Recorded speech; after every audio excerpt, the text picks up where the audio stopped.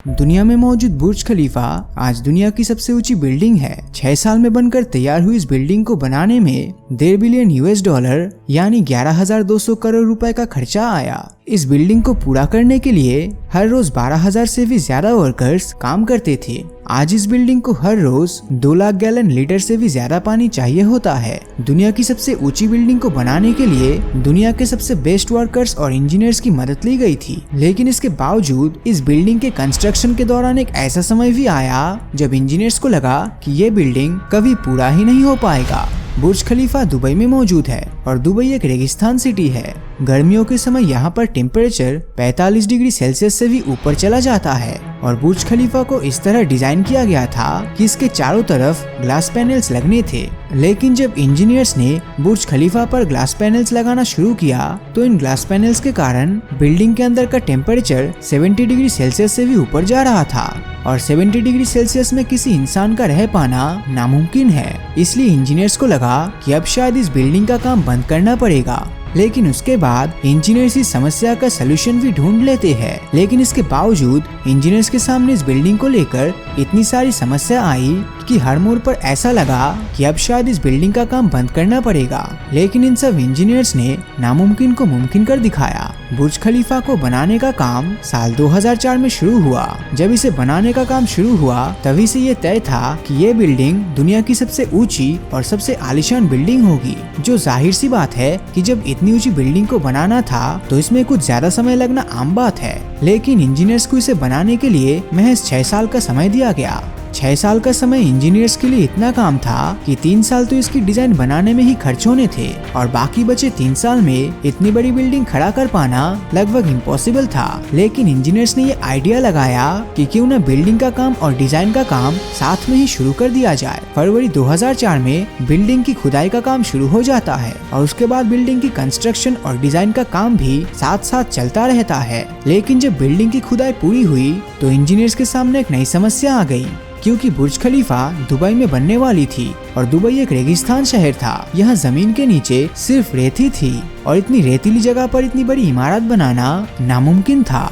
इसीलिए जमीन के नीचे बड़े बड़े पत्थरों का होना जरूरी था। लेकिन दुबई की जमीन के नीचे छोटे रेतीले पत्थर थे। तो इंजीनियर्स ने इस समस्या से निजात पाने के लिए इसकी नींव के नीचे स्टील के 50 मीटर लंबे 192 स्टील पाइप्स डालना शुरू कर दिया और आज पूरी बुर्ज खलीफा 192 स्टील पाइप्स पर खड़ी है। बुर्ज खलीफा को बनाने का काम इमारत प्रॉपर्टीज कर रही थी, जिसे दुनिया की सबसे बेस्ट बिल्डिंग बनानी थी। इसीलिए इस काम में दुनिया की सबसे बेस्ट आर्किटेक्चर फर्म को हायर किया गया।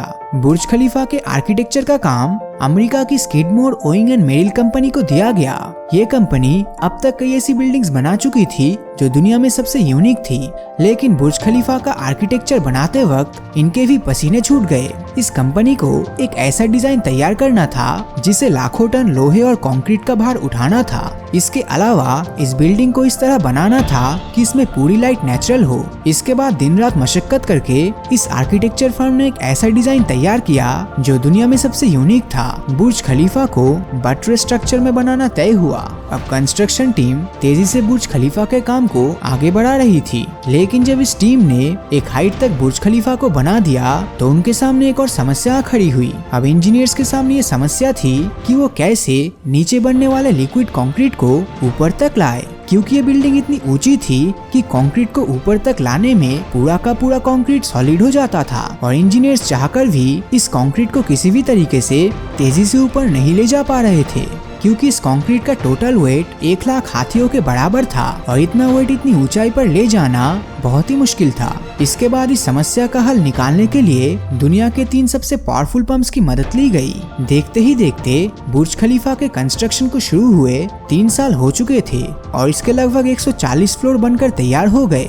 140वां फ्लोर पहुंचते ही बुर्ज खलीफा ने दुनिया की सबसे ऊंची बिल्डिंग का खिताब जीत लिया था। लेकिन अभी यहाँ पर एक और समस्या खड़ी हो गई। बुर्ज खलीफा में जो क्रेन काम कर रही थी वो सिर्फ 120 फ्लोर तक ही सामानों को ले जा सकती थी और इसमें टोटल 160 फ्लोर बनने थे। जो क्रेन ड्राइवर वहाँ पर काम कर रहे थे उन्होंने भी इस समस्या के आगे अपने हाथ खड़े कर दिए। अब कंस्ट्रक्शन टीम के सामने सबसे बड़ी समस्या ये थी कि या तो वो कैसे भी करके क्रेन ड्राइवर लाए जो इतनी ऊंचाई तक सामान पहुंचा सके या फिर इस काम को यहीं पर बंद कर दे। मगर आखिरी वक्त तक इंजीनियर्स ने हार नहीं मानी और उन्होंने दुनिया के सबसे बेहतरीन क्रेन ड्राइवर को दुबई में बुलाया। इसके बाद कंस्ट्रक्शन का काम वापस चालू हुआ। ये क्रेन ड्राइवर दिन भर 700 मीटर की ऊंचाई पर काम करते थे और रात होने पर वहीं पर सो जाते थे। अब फिर से बिल्डिंग का काम वापस रफ्तार पकड़ चुका था। अब बिल्डिंग को बनते हुए 4 साल हो चुके थे। बुर्ज खलीफा की पूरी स्ट्रक्चर बनके तैयार थी। इंजीनियर्स को लगा अब शायद इस बिल्डिंग का काम पूरी तरह से खत्म हो जाएगा, लेकिन किस्मत को शायद कुछ और ही मंजूर था। कंस्ट्रक्शन टीम बहुत ही खुश थी कि काम पूरा होने वाला है, लेकिन उन्हें क्या पता था कि अब तक उन्होंने जो समस्या देखी वो तो कुछ भी नहीं थी। सबसे बड़ी समस्या तो अब आनी बाकी थी। बुर्ज खलीफा की स्ट्रक्चर पूरी तरह बनके तैयार होने के बाद अब इसको फाइनल लुक देने के लिए इस पर ग्लास पैनल्स लगाए जाने बाकी थे, लेकिन जैसे ही इंजीनियर्स ने ग्लास पैनल लगाना शुरू किया तो बिल्डिंग के अंदर का टेम्परेचर 100 डिग्री सेल्सियस तक पहुंच गया। और दुबई की भयंकर गर्मी से निजात पाने के लिए अगर बिल्डिंग को आर्टिफिशियली ठंडा किया गया तो उसके लिए 10 गुना ज्यादा बिजली की जरूरत पड़ती। इसीलिए अब इंजीनियर्स के सामने 2 रास्ते थे, या तो वो इस प्रॉब्लम का सोल्यूशन निकाले या फिर अब बुर्ज खलीफा का काम यहीं पर रोक दे।